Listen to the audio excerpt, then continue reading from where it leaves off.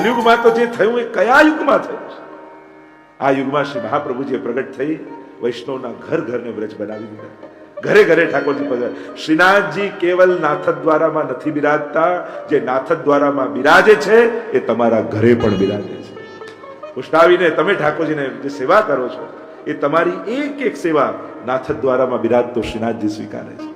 અને એનું પ્રમાણ 1.25 લાખનું ગુલાબ ખરીદ્યું. આપણે વાર્તામાં આવે છે કે જ્યારે કહ્યું કે ગુલાબ ફૂલ ઠાકોરજી માટે લઈ આવો, એટલું સુંદર ગુલાબ અને ઉત્તમતા જોઈ જેને ઠાકોરજી યાદ આવે એ વૈષ્ણવ. આ તો પ્રભુને લાયક. વૈષ્ણવના મુખમાંથી શું શબ્દ નીકળે? આ તો ઠાકોરજીને લાયક. જ્યારે કોઈ પણ સારી વસ્તુને જુઓ ત્યારે ભોગવવાની ઈચ્છા કરતા ભોગ ધરવાની ઈચ્છા થવી જોઈએ. આ તો મારા ઠાકોરજીને લાયક, આ વૈષ્ણવી વૃત્તિ. અને થયું કે આ તો પ્રભુને, એટલામાં કોઈ બાદશાહ આવ્યો, મોગલ આવ્યો અને કહ્યું કે આ તો મારી પ્રેમિકા માટે લઈ જાઓ. અને બોલી ચાલી 100, 1000, 10,000, 1.25 લાખ સુધી લીધું અને કહ્યું કે ઠાકોરજીને જે લાયક છે, પ્રભુ માટે જે સર્જાયું છે એને બીજે ન જવા દઉં, આ તો પ્રભુ સુધી જ પહોંચવું જોઈએ. અને 1.25 લાખમાં ખરીદી ઠાકોરજીને પોતાના ઘરે ધર્યું મસ્તક પર, તો ત્યાં શ્રીનાથજીનું મસ્તક ઝૂકી ગયું. એ ભારથી, આ ભાવનો ભાવ છે. એટલે કે તમારી એક એક સેવા શ્રીનાથજી સુધી પહોંચે. ઘણા લોકો કહે શ્રીનાથજીમાં દર્શન મળે પણ સેવા કેમ અમને ન મળે? સેવા નથી. અરે એ શ્રીનાથજી તમારા ઘરે તો પધરાવી દીધા. તમે સ્નાન કરાવો છો તો કોને કરાવો છો?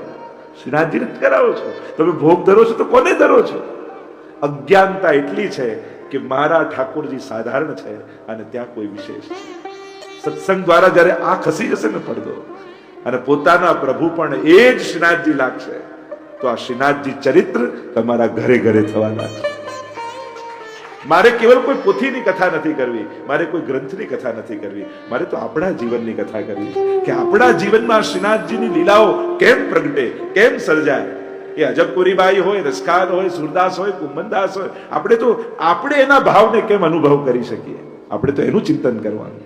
એ તો શ્રેષ્ઠ હતા જ, એમના પર તો વિશેષ કૃપા હતી જ, પણ મારે સુરદાસ જેવા ભાવનો અનુભવ કરવો છે, મારે કુંભનદાસજી જેવી કૃપાનો અહેસાસ કરવો છે. આ જ્યારે વિચાર થાય ત્યારે આપણા જીવનમાં શ્રીનાથજીનું ચરિત્રનો પ્રારંભ થતો હોય છે.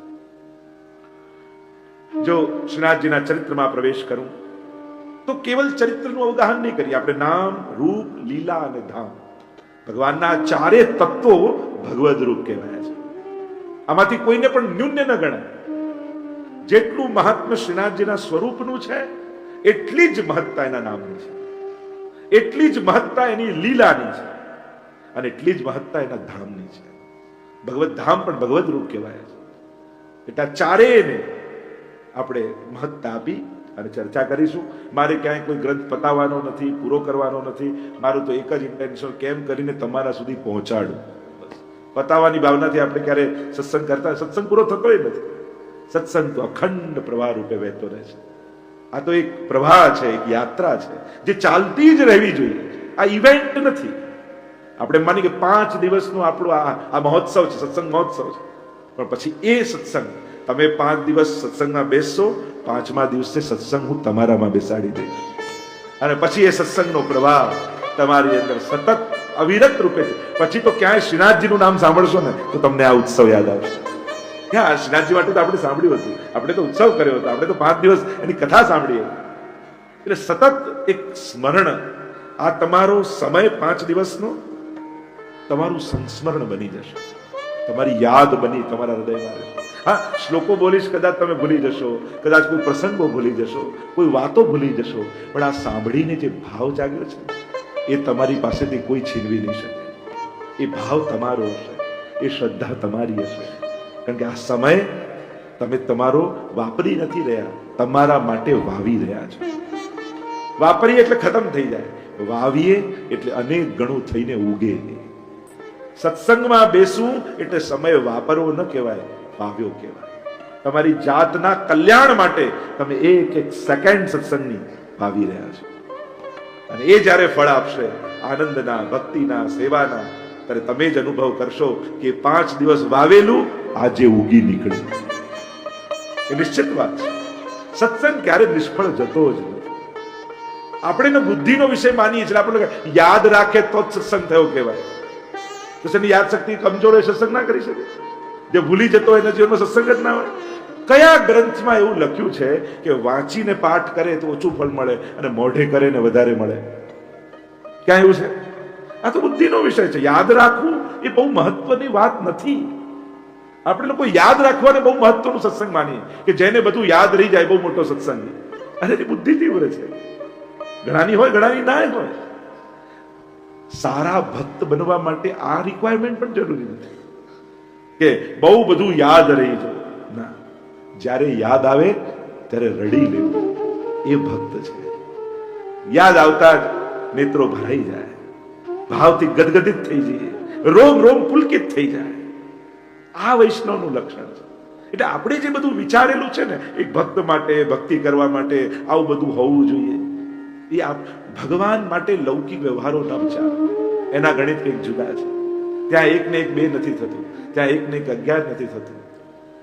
ત્યાં તો ભક્તોના ગણિત ભગવાન જુદી રીતે ગણતા હોય. રાઈ જીતની સેવા કો ફલ માનત મેરુ સમાન. ત્યાંના ગણિત ભગવાન બધા વિષયમાં હોશિયાર હશે, ભગવાનનું ગણિત બહુ કાચું છે. પ્રભુને ગણિત નથી આવડતું.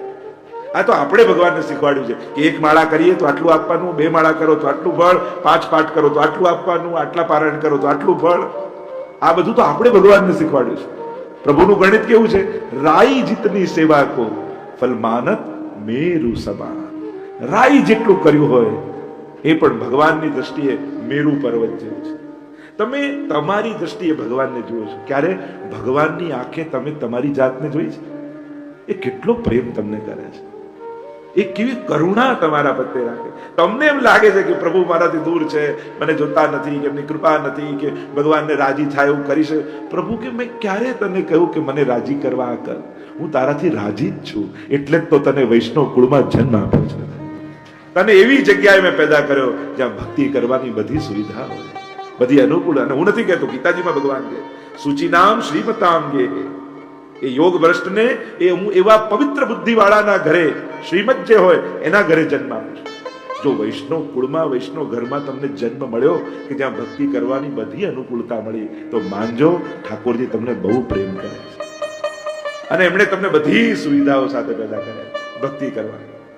અને ભાગ્યશાળી માનજો તમારી જાતને કે જો તમારા ઘરમાં કોઈ એક એવું પાત્ર હોય કે તમે ઓફિસમાં આખો દિવસ દોડાદોડ કરતા હો, પણ સવારે ઉતાવળા ઓફિસ જતા હો અને તમને પાછળથી અવાજ સંભળાય કે આજે મહાપ્રભુજીનો ઉત્સવ છે, દંડવત કરીને તો જાઓ ઠાકોરજી. તમને આટલા વ્યસ્ત જીવનમાં પણ કોઈ ઠાકોરજી યાદ અપાવનારું ઘરમાં હોય ને તો તમારી જાતને ભાગ્યશાળી માનો.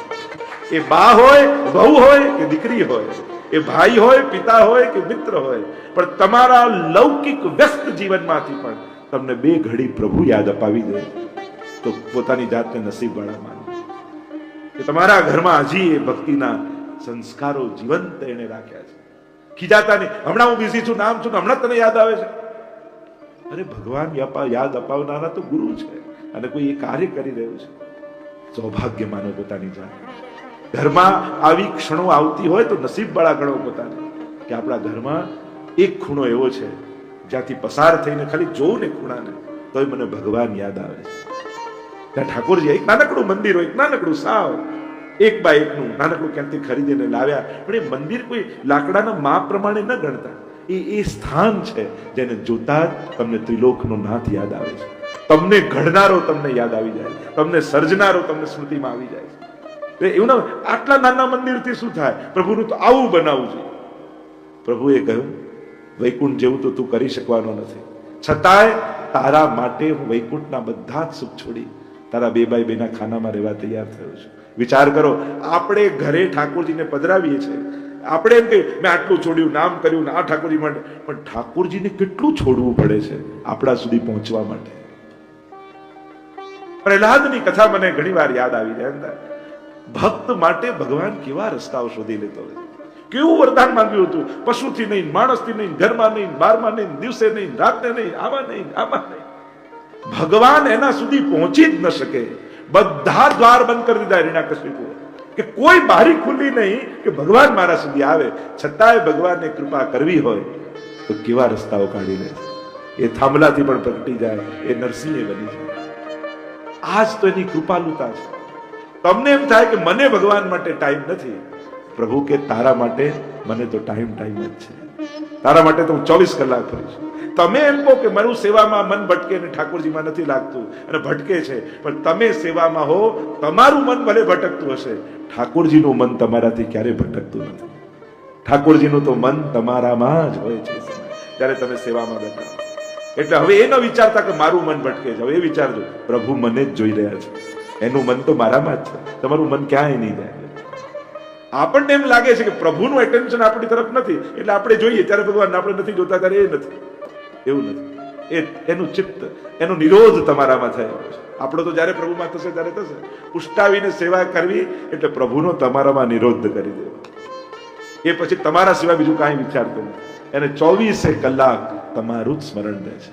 આ જ સેવાનો ચમત્કાર છે કે કેવું સહજમાં મોટા મોટા મહાપુરુષોની સિદ્ધિ હોય, એક સહજમાં ઠાકોરજી પધરાવી લેવાતી થઈ જાય.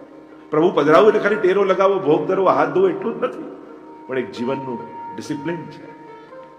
કાલે આ જ આંખે મારે ઠાકોરજીના દર્શન કરવાના છે, તો આજે આ આંખે પાપ કેમ જોવું?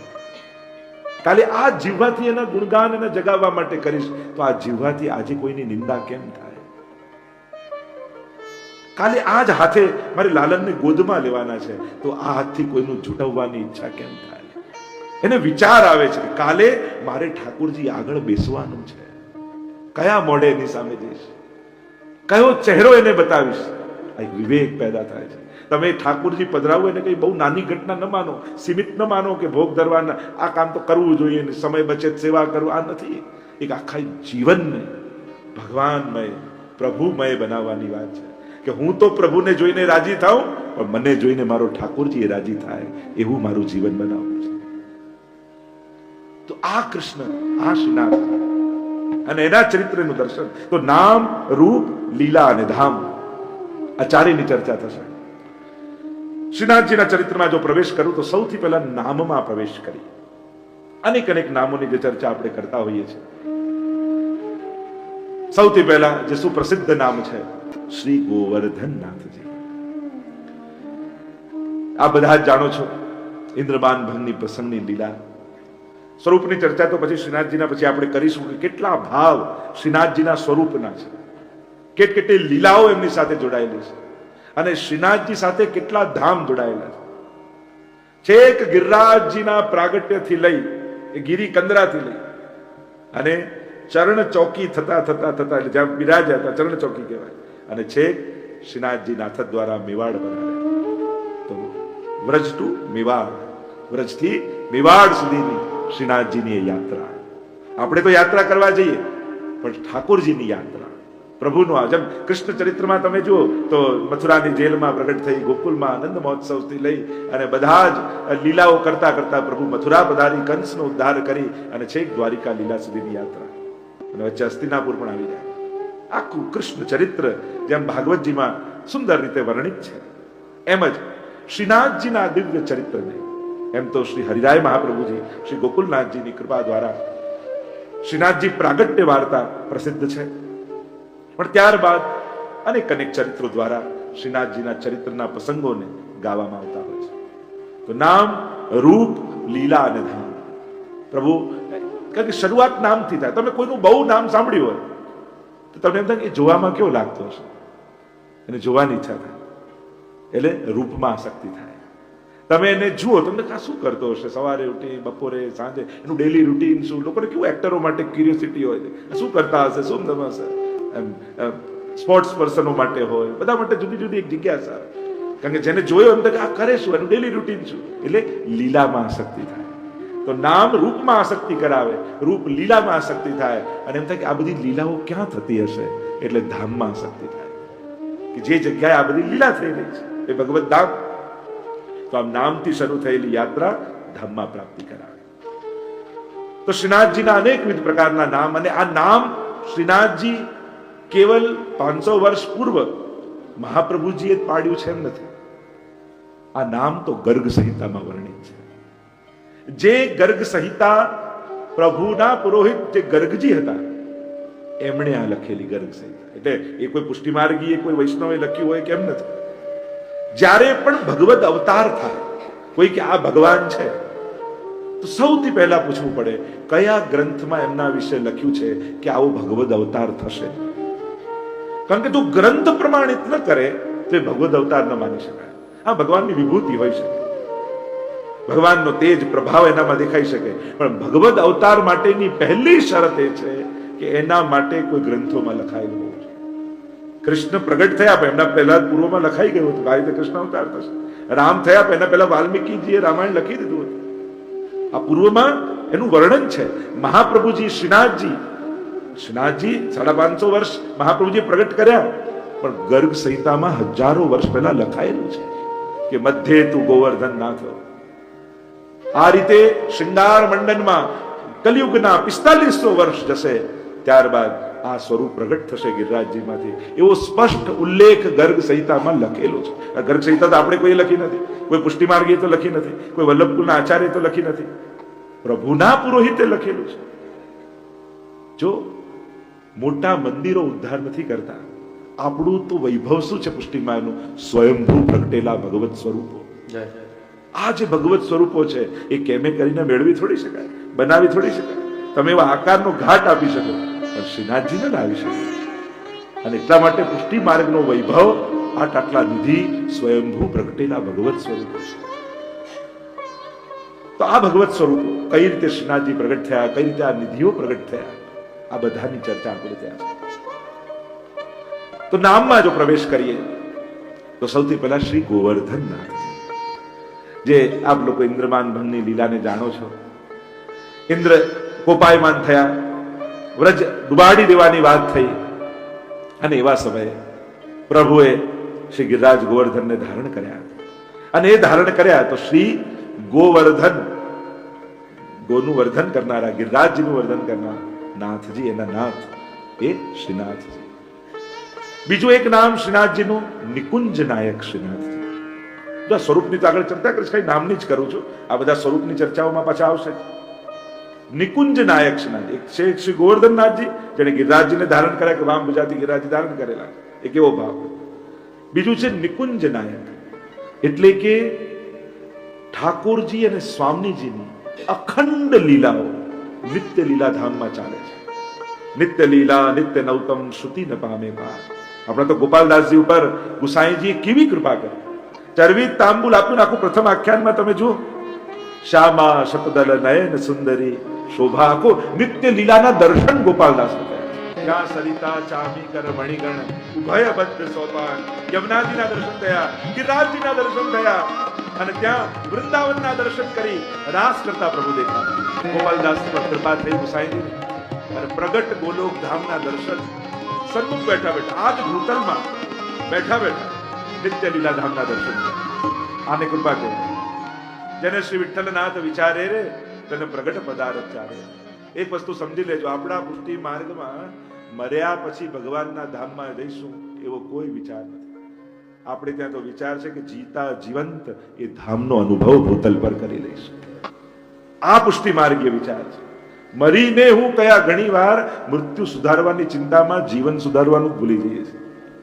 ઘણી વાર લોકો નહીં પ્લાનિંગ, મારા ગયા પછી આમ કરજો, મારા ગયા પછી. અરે છો ત્યારે જ કરી લો ને. ગયા પછી જે થશે કરશે એનું પુણ્ય. આપણી આંખે જોઈને જાઓ ને, આપણે કરીને જાઓ. સત્કર્મ અને પુણ્યો બીજાના ભરોસે નહીં મૂકવા, પોતાના હાથે જ કરી લેવા. કારણ કે જેના ભરોસે મૂકી ગયા ને એનું મન નાનું નીકળ્યું હતું, એના વિચાર જુદા નીકળ્યા હતો. કારણ કે મનને લોજિક આપવામાં ક્યાં વાર, હવે આટલું બધું કરવાની ક્યાં જરૂર છે, પેલા તો ભલે કહી ગયા, આપણે તો આટલામાં જ કરી નાખો. એટલે એવું થાય ઘણી વાર, મૂળ ઈચ્છા કોઈને હોય પણ જેના દ્વારા થતું હોય એના મનમાં ના આવે. અને એટલા માટે પુણ્ય, ભક્તિ, સત્કર્મ બને તો કોઈના ભરોસે છોડવા નહીં. કોણ જાણે કોઈ કરે ન કરે, આપણા મનનું મનમાં રહી જાય. આપણે તો આપણા હાથે કરીને જવું, આપણા જાતે કરીને જવું, આપણી આંખે જોઈને ન જઈએ. જાતે કરી ગયા એનો આનંદ લેતા લેતા ન જઈએ. પેલા કરશે કે નહીં એવા ચિંતામાં દેહ છોડવો, એના કરતા આપણે કરી ગયા એવા આનંદમાં ન કરી દઈએ. જો લઈ જવાના કાંઈ નથી, બીજું શું લઈ જવા, તો લઈ નથી જવાના, કંઈક મૂકીને તો જાઓ. સારું, દુનિયામાં કોઈ સ્કૂલ મૂકી જાઓ, કોઈ હોસ્પિટલ મૂકી જાઓ, કોઈ મંદિર મૂકી જાઓ, કોઈ સેન્ટર મૂકી. લઈ નથી જવાને તો બધાને ખબર છે. તમે મૂકી શું ગયા એમાં તમારું જીવન નક્કી થાય છે. તમારી જીવનની યાત્રા એમાં નક્કી થાય છે કે આ માણસ મૂકીને શું ગયા. અને એટલા માટે થોડાક જીવનના ગણિત આ સત્સંગમાં બદલાવા જોઈએ. ચિંતા નહીં કરજો શું લઈ જઈશ, શું સાથે આવશે તો બહુ ન વિચાર કરો. શું મૂકી જઈશ આ દુનિયામાં એનું ચિંતન કરજો. આપમેળે પુણ્યમાં તમે પ્રવૃત્ત થઈ જશો. જે ચર્ચા કરી રહ્યા છીએ નામ રૂપ લીલા ધામ, એની જે ચર્ચા થઈ રહી છે, તો પ્રભુનું નામ નિકુંજ નાયક શ્રીનાથજી, એટલે કે નિત્ય જે ગોલોક ધામની નિકુંજ છે. અને એમ તો ભૂતલ પર આપણે ત્યાં માન્યતા એવી છે કે એ ગોલોક ધામ, એ પરમ નિકુંજ એ ગિરિરાજની ભીતર વિરાજે છે. ગિરિરાજની ભીતર છઠ ઋતુ છે, દ્વાદશ નિકુંજ છે, અને એમાં ઠાકોરજી સવારથી રાત્રિ સુધીની અનેકવિધ લીલાઓ કરે છે. ચતુર્બુદ્ધદાસજીની વાર્તામાં છઠ ઋતુની ભાવનાની વાર્તા આવે છે આપણે, અને એમાં શ્રી ગુસાઈજીની કૃપા એવી થઈ કે ચતુર્બુદ્ધદાસને આજ્ઞા કરી કે જાઓ કુચરી પાસે ગિરિરાજજી પાસે જાઓ ને ફૂલ ચૂંટીને ઠાકોરજી માટે લઈ આવો. અને ફૂલ ચૂંટવા માટે ગયા છે, અને સામે કંદરા દેખાઈ ગિરિરાજજીની, ભીતર પ્રવેશ કરી ગયા. અને જતા જતા જતા જતા અંદર અંદર અંદર અંદર અંદર ક્યાંય ભીતર ગયા, અને અવાક થઈને જોયું સ્વર્ણનું સુંદર સિંહાસન છે, ઠાકોરજી અને સ્વામીજી યુગલ બિરાજેલું છે, અનેક ગોપીજનો પંખા આદિની સેવા કરી રહ્યા છે. અને જ્યાં ચતુર્બુદ્ધદાસજીને જોયા યુગલ સ્વરૂપે એટલા પ્રસન્ન થયા. ત્યાં આખો પ્રસંગ આવે છે અને કહ્યું કે પ્રભુ આ ભૂતલ પર રહેલા જીવને આપની આ લીલાના અનુભવ કઈ રીતે થાય, કેમ કરીને અનુભવ કરે? તો કે ભૂતલ પર અમે ષટ સંપત્તિ રાખેલી છે એમ પ્રભુ બોલ્યા. અને આમાંથી કોઈ એક વસ્તુનો, એક તત્વનો પણ આશ્રય કરશે તો એને પ્રગટ લીલાના દર્શન થશે. તો કે આ ષટ સંપત્તિ કઈ છે? તો એમાં પહેલું કહ્યું શ્રીનાથજી. જ્યારે શ્રીનાથજીમાં પ્રીતિ થશે અને શ્રીનાથજી જો કૃપા કરશે તો આ ભૂતલ પર જ એને નિત્ય લીલા નામનો અનુભવ થશે. બીજું કહ્યું શ્રી મહાપ્રભુજી, શ્રી યમુનાજી, વલ્લભપુર. એક કહ્યું શ્રીમદ ભાગવત. શ્રીમદ ભાગવત પણ એ સંપત્તિમાંની એક સંપત્તિ છે. જો એનો આશ્રય જીવ કરશે તો આ જ દેહથી ભૂતલ પર નિત્ય લીલાનો એને અનુભવ થશે. તો અત્યારે એમાં વિસ્તારમાં નથી જતો એ પ્રસંગમાં, પણ મૂળ વાત, કહેવાની વાત એ છે કે નિકુંજ નાયક શ્રીનાથજી કહેવાય. નાયક એટલે અધિષ્ઠાતા, અને નિકુંજના એટલે કે ગિરિરાજની ભીતર જે દ્વાદશ 12 નિકુંજ માનવામાં આવે છે. ઋતુ પ્રમાણેની નિકુંજ છે, અને નિકુંજો બે બે હોય. એક ઋતુની 2 કુંજ હોય, એક મણિમય અને એક પુષ્પમય. એવી એક એક ઋતુની 2 કુંજ, એવી દ્વાદશ નિકુંજ છે. અને આ દ્વાદશે નિકુંજના નાયક એ આ શ્રીનાથજી છે. એટલે એમનું એક નામ નિકુંજ નાયક શ્રીનાથ છે. અને એ પોતાના નિકુંજના દ્વાર ઉપર ક્યાં ઠાડા છે? ગિરિરાજની કંદરા છે, એ નિકુંજ છે, એની બહાર ઉભા રહી દ્વાર પર આવી શું કરી રહ્યા છે? આપણને બધાને ઈશારો કરે. શું કરે છે? આવ આવ આવ. આપણે ભલે ગાતા હોય ઓ શ્રીનાથજી આવજો તમે, પણ શ્રીનાથજી પોતે કહે છે કે હે વૈષ્ણવ આવજો તમે, અને હું વાટ જોઈ રહ્યો છું તમારી.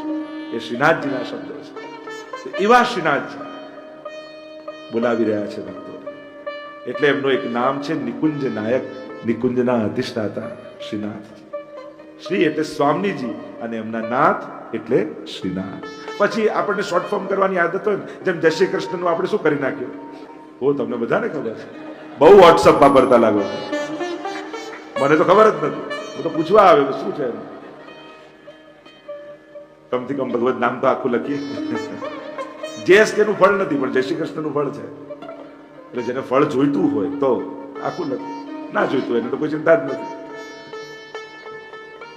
એમ જ આપણે શ્રીનાથજીનું શોર્ટ ફોર્મ હજી કરતા કરતા શ્રીજી કરી. શ્રીજી મેરા એસા રસિયા. તો વાલથી પણ બોલાય ને ઘણી વાર.